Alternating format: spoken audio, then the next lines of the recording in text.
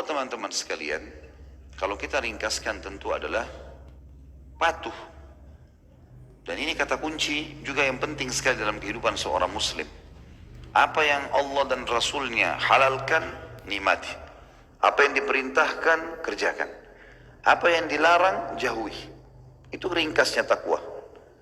Dan takwa memiliki banyak sekali manfaat, banyak sekali. Saya pribadi dengan keterbatasan ilmu, saya coba melihat di Mu'jam Al-Fadl Quran, saya menemukan ada 226 fadilah takwa itu sendiri. Atau kalimat takwa disebutkan oleh Allah dengan beragam macam termnya. Muttaqin, muttaqun, ittaqu, dan seterusnya. Semua itu kurang lebih 226 ayat. Dan tidak pernah teman-teman sekalian ada dalam Al-Quran satu ibadah yang jumlah ayatnya sebanyak ini. Jadi saking pentingnya seseorang itu bertakwa. Dan banyak sekali fadilah. Di antara fadilahnya yang paling jelas, ya, bisa kita ambil adalah misal dalam surah At-Talaq, surah nomor 65 ayat 2 sampai ayat 5. Ayat 2 sampai ayat 5. Di akhir ayat 2 surah At-Talaq, A'udzu billahi minasyaitonir rajim. Di akhir ayatnya, "Wa may yattaqillaha yaj'al lahu makhraja."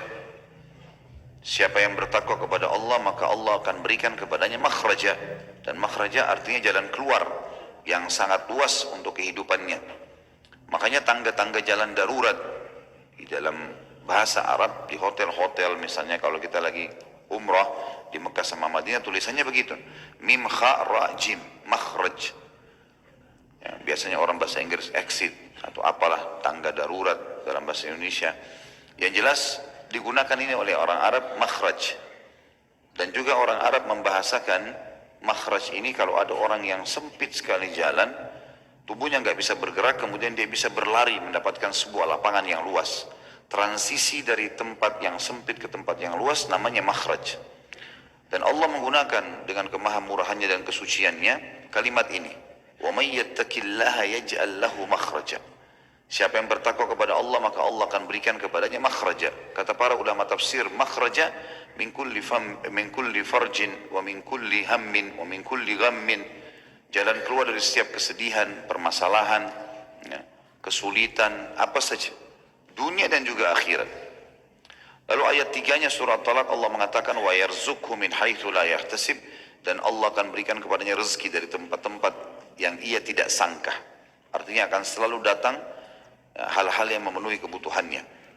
Di ayat 4-nya, di akhir ayat 4, kita ambil saksi bahasan saja. Wa may yattaqillaha yaj'al min amrihi yusra. Siapa yang bertakwa kepada Allah, Allah akan mudahkan urusan-urusannya. Sebagian ulama tafsir mengatakan ayat 4 ini dalam surah At-Talaq sangat berhubungan dengan ayat 2-nya. Ayat 2-nya tadi pada saat Allah mengatakan makhraja, jalan keluar. Tapi belum dirincikan pada saat itu seperti apa makhrajanya. Misal ada orang mau sembuh dari penyakit tapi melalui operasi misalnya. Itu juga makhraj. Tetapi masih melalui prosesi operasi misalnya. Dia mau usaha, dia harus hutang dulu misalnya. Maka itu juga makhraj. Tapi belum yusra.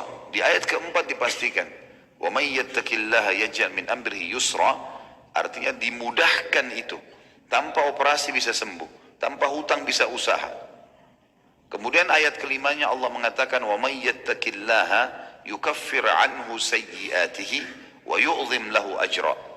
Dan siapa yang bertakwa kepada Allah, Allah akan lipat gandakan pahalanya dan Allah akan bersihkan dosa-dosanya. Allah akan bersihkan dosa-dosanya dan Allah akan lipat gandakan pahalanya. Artinya semua kesalahannya akan dimaafkan. Ini kata ulama tafsir sesuai dengan sabda Nabi alaihi salatu wassalam, wa atbi'is sayyi'atal hasanata tamhuha. Selalulah tutupi semua kesalahanmu yang lalu-lalu dengan amal-amal saleh, maka amal saleh itu akan membersihkannya. Dan kita tahu hampir semua perbuatan amal saleh dalam Islam akan membersihkan kesalahan-kesalahan. Wudu, sedekah, bakti dengan orang tua, apa saja ibadah yang kita lakukan, walaupun kita tidak niatkan untuk membersihkan dosa, dengan sendirinya dia akan membersihkan. Dengan sendirinya dia akan membersihkan. Ar-Rahman.